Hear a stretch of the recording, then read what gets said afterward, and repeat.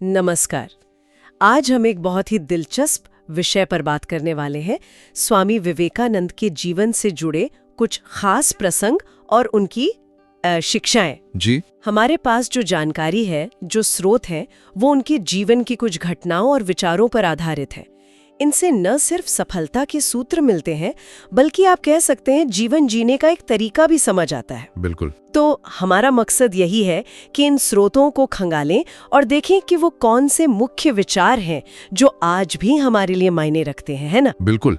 और ये बात बहुत सही है कि विवेकानंद के विचार सिर्फ इतिहास की बात नहीं है, वो आज भी प्रैक्टिकल लाइफ में रास्ता दिखाने वाले सिद्धांत है। हाँ। उनकी टीचिंग ज्यादातर कैरेक्टर बिल्डिंग, सही नजरिया और दूसरों के साथ हमारा व्यवहार कैसा हो, इस पर फोकस करती है। और इंटरेस्टिंग बात यह है, जैसा इन सोर्सेज से पता चलता है, कि छोटी छोटी घटनाओं से कितने गहरे सच सामने आते हैं। हाँ, ये छोटी घटनाएं ही तो अक्सर बड़ी सीख दे जाती हैं। सही कहा। इसी सिलसिले में पहली कहानी जो हमारे श्रोताओं में है, वो उनके शिकागो जाने से ठीक पहले की है। अच्छा। जब ये तय हो गया कि नरेंद्र नाथ, जो बाद में स्वामी विवेकानंद बने, अमेरिका जा रहे हैं विश्व धर्म संसद के लिए, तो वो अपनी गुरु माँ शारदा देवी से आशीर्वाद लेने गए। अनुमति लेने। हाँ, उन्होंने माँ शारदा से पूछा, माँ, क्या मैं दुनिया में जाकर अपने संस्कृति, अपने ज्ञान का संदेश फैला सकता हूँ? क्या आप मुझे अनुमति देती हैं? जी। तो हुआ ये कि उसी वक्त माँ शारदा रसोई में शायद कुछ काम कर रही थी और उन्होंने नरेंद्र से एक चाकू मांगा। चाकू? अच्छा। हाँ, तो नरेंद्र ने पास पड़ा चाकू उठाया और माँ शारदा को दे दिया। ठीक है। और जैसे उन्होंने चाकू दिया ना, माँ शारदा ने फौरन कहा, नरेंद्र, तुम जा सकते हो, मेरा पूरा आशीर्वाद है। विवेकानंद थोड़े हैरान हुए, मतलब बिना किसी सवाल जवाब के इतनी आसानी से अनुमति? हाँ, ये थोड़ा अजीब तो लगता है, लेकिन यही कहानी का असली मर्म है। अच्छा, कैसे? देखिए, माँ शारदा ने उनकी हैरानी समझी और समझाया कि परीक्षा तो उसी चाकू मांगने और देने के तरीके में ही हो गई थी। चाकू देने के तरीके में? जी हाँ, स्रोत बताते हैं कि आम तौर पर जब कोई किसी को चाकू पकड़ाता है तो धार वाला हिस्सा दूसरे की तरफ करता है और लकड़ी वाला सेफ हिस्सा अपनी तरफ रखता है। अपनी सेफ्टी पहले? हाँ, ये तो स्वाभाविक है। बिल्कुल। लेकिन नरेंद्र ने क्या किया, उन्होंने चाकू का धार वाला खतरनाक हिस्सा खुद पकड़ा और लकड़ी वाला सुरक्षित हत्था माँ की तरफ बढ़ाया, ताकि माँ को पकड़ने में आसानी हो, उन्हें कोई खतरा ना हो। ओह। ये दिखाता है कि दूसरों का हित, दूसरों की सुरक्षा उनके लिए कितनी स्वाभाविक थी। मतलब उनके सबकॉन्शियस माइंड का हिस्सा थी। अपनी सुरक्षा बाद में, पहले दूसरे की। ये तो वाकई बहुत गहरी बात है। ये कोई सोचा समझा एक्शन नहीं था, उनके नेचर का हिस्सा था। हाँ, बिल्कुल। और सोर्सेज इसे देने का नियम या लॉ ऑफ गिविंग का एक परफेक्ट उदाहरण बताते हैं। Law of giving? हाँ, ये सिर्फ कोई नैतिक बात नहीं है, बल्कि इसे सफलता का एक प्रैक्टिकल सिद्धांत बताया गया है। जैसे प्रकृति हमें सब कुछ देती है, सूरज, हवा, पानी, बिना कुछ वापस मांगे।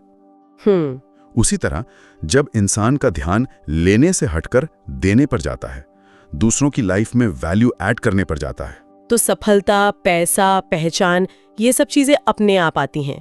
मतलब ये बाय प्रोडक्ट बन जाती हैं। एग्जैक्टली। स्रोत यही इशारा करते हैं। ये सिर्फ परोपकार नहीं, एक तरह का प्रैक्टिकल विजडम है। निस्वार्थ भाव से वैल्यू दो, यूनिवर्स आपको किसी ना किसी रूप में उसका फल देगा। और ये उनके कैरेक्टर की फाउंडेशन का एक हिस्सा था। दूसरों का हित पहले। तो दूसरों का हित सबसे ऊपर रखना, ये एक पहलू था। अब जब वो शिकागो पहुंचे, जहां उन्हें वो ऐतिहासिक भाषण देना था, वहां उनकी सोच का एक और पहलू सामने आया। जी। और वो था अपनी संस्कृति, अपनी पहचान और साथ ही दूसरों की संस्कृति के प्रति सम्मान।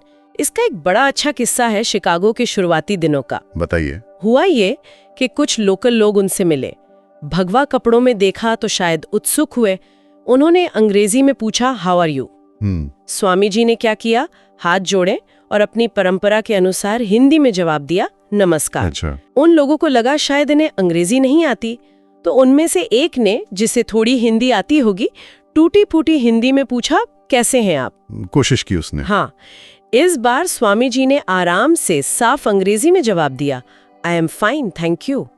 अब वो लोग और हैरान कि भाई ये साधु तो अच्छी अंग्रेजी जानते हैं, फिर पहले क्यों नहीं बोले? हाँ, ये कंफ्यूजिंग हो सकता है। बिल्कुल। तो जब उन्होंने पूछा कि आपने ऐसा क्यों किया, तो विवेकानंद का जवाब उनकी गहरी समझ दिखाता है।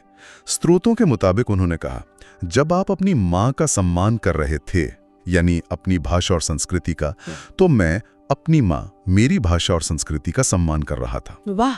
लेकिन उन्होंने आगे कहा, जब आपने मेरी माँ का सम्मान करते हुए मेरी भाषा में बात करने की कोशिश की, तो मैंने भी आपकी माँ, आपकी भाषा और संस्कृति का सम्मान करते हुए आपकी भाषा में उत्तर दिया। कितनी सुंदर बात है, अपनी जड़ों का सम्मान करो और दूसरों की जड़ों का भी। एकदम, ये घटना यही बताती है, अपनी कल्चर, अपनी लैंग्वेज पर गर्व करो, उसका सम्मान करो, लेकिन उतना ही जरूरी है दूसरों की कल्चर और लैंग्वेज का भी सम्मान करना।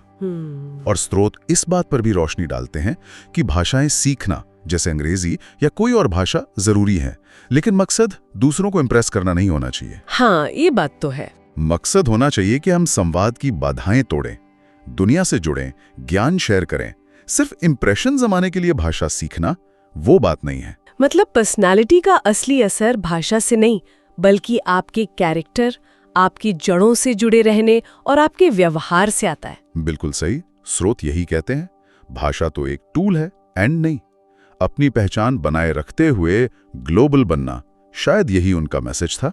ये वाकई सोचने वाली बात है, खासकर आजकल जब भाषा को अक्सर स्टेटस सिंबल माना जाता है।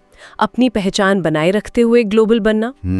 इसी से जुड़ा एक और किस्सा भी शिकागो का ही है। अच्छा। ये उनके पहनावे को लेकर है, और ये बाहरी दिखावे और असली पहचान के फर्क को बड़े अच्छे से दिखाता है। हुआ ये कि शिकागो में वो अपने उसी भगवा कपड़ों और पगड़ी में कहीं जा रहे थे। एक वेस्टर्न कपल ने उन्हें देखा, वो उनके पास आए और महिला ने थोड़ी हैरानी से, शायद थोड़े मजाक उड़ाने वाले अंदाज में पूछा कि आप जेंटलमैन दिखने के लिए कोट पैंट क्यों नहीं पहनते? ओह, मतलब सीधा सवाल। हाँ, उनका मतलब साफ था कि भाई सभ्य तो कोट पैंट वाला ही दिखता है। अब यहाँ स्वामी जी का जवाब सुनिए, फिर से उनकी हाजिर जवाबी और गहरी सोच। उन्होंने बड़े शांत तरीके से कहा। क्या कहा उन्होंने? उन्होंने कहा, आपके कल्चर में शायद एक टेलर इंसान को जेंटलमैन बनाता है, लेकिन हमारे कल्चर में इंसान का चरित्र उसे जेंटलमैन बनाता है। अरे वाह, क्या जवाब था, सीधा और गहरा, है ना? बिल्कुल। ये सीधा बाहरी बनाम आंतरिक की बहस पर ले जाता है। देखिए, स्रोत भी मानते हैं कि आजकल की दुनिया में प्रोफेशनल सेटिंग में सही कपड़े पहनना जरूरी हो सकता है, फर्स्ट इंप्रेशन में मदद करता है। हाँ, वो तो है। लेकिन स्वामी जी का ये जवाब याद दिलाता है कि वो फर्स्ट इंप्रेशन कितना सतही होता है। असली टिकाऊ असर, जैसा कि स्रोत भी कहते हैं, कपड़ों से या महंगी चीजों से नहीं पड़ता। वो पड़ता है इंसान के चरित्र से, उसके व्यवहार से, उसकी ईमानदारी, उसकी सोच की गहराई से। कपड़ों से इंप्रेस करने की कोशिश असल में लॉन्ग रन में बेकार है। असली जेंटलमैनशिप तो अंदर से आती है, कैरेक्टर से। बिल्कुल सही कहा। पहला इंप्रेशन चाहे जैसा हो, रिश्ता या सम्मान तो चरित्र पर ही टिकता है। और उनके चरित्र की इसी महानता, इसी ऊंचाई का एक और उदाहरण है जी, ये उनके शिकागो भाषण के बाद की घटना है। वो भाषण तो खैर ऐतिहासिक था ही, जिसने पश्चिम में भारत के लिए एक नई सोच पैदा की।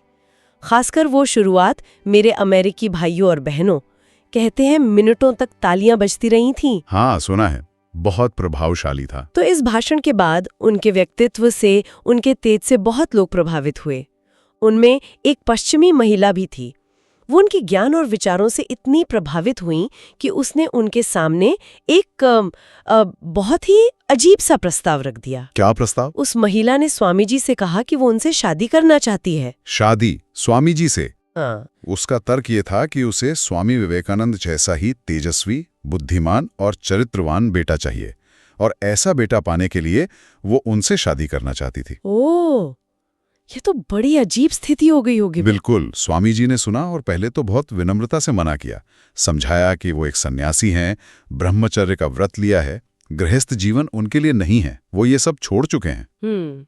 स्वाभाविक है। लेकिन जब महिला ने जोर दिया कि उसकी इच्छा तो बस उनके जैसे पुत्र की है, तब स्वामी जी ने जो जवाब दिया वो उनके चरित्र की मतलब पराकाष्ठा दिखाता है। क्या कहा उन्होंने? स्रोतों के अनुसार उन्होंने उस महिला को प्रणाम किया और कहा, आपको मेरे जैसा पुत्र चाहिए, इसके लिए विवाह क्यों करना? लीजिए, आज से मैं ही आपका पुत्र हूं और आप मेरी माँ। अरे, उन्होंने खुद को ही उसके बेटे के रूप में प्रस्तुत कर दिया। ये तो रोंगटे खड़े हो गए सुनकर। क्या अद्भुत चरित्र है ना? ये दिखाता है कि सच्चा चरित्र क्या होता है। वो इंसान को किस नैतिक ऊंचाई तक ले जा सकता है। एक इतनी मुश्किल, इतनी अजीब सिचुएशन को उन्होंने कितनी गरिमा, पवित्रता और विवेक से संभाला।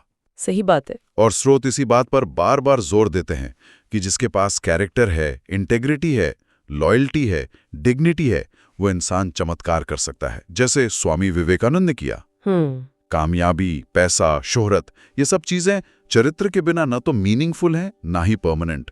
कैरेक्टर ही वो फाउंडेशन है जिस पर लाइफ बनती है। वही इंसान को बनाता है या बिगाड़ता है।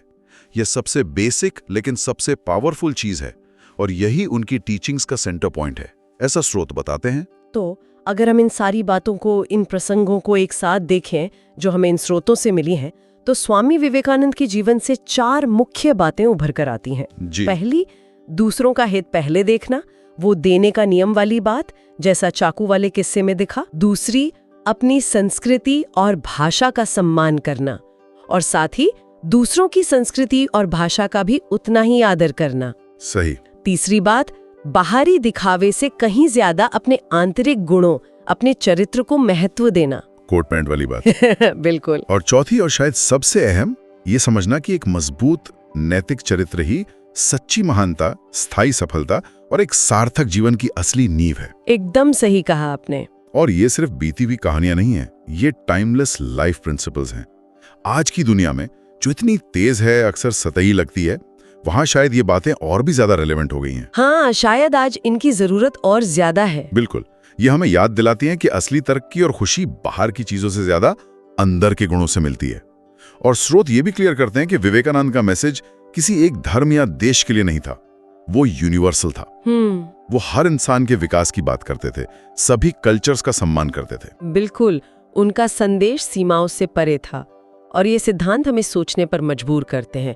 तो चलिए आज की इस बातचीत को एक सवाल के साथ खत्म करते हैं जो इन्हीं स्रोतों से मन में आता है। जी देखिए, सामग्री बार बार कहती है कि चरित्र ही इंसान को महान बनाता है, स्थायी सफलता दिलाता है। लेकिन आज की जो दुनिया है, तेज रफ्तार, कंपटीशन, जहां बाहरी चीजों, सोशल मीडिया इमेज, पैसों वाली सफलता को ज्यादा महत्व मिलता, हाँ ये तो है, वहां कोई व्यक्ति अपने अंदर के चरित्र को कैसे डेवलप करे, उसे बाहरी दबावों के बीच मजबूत कैसे बनाए रखें, ये एक ऐसा सवाल है, मुझे लगता है, जिस पे हम सबको थोड़ा रुक कर सोचने की जरूरत है। बहुत जरूरी सवाल है, इस पर वाकई सोचना चाहिए।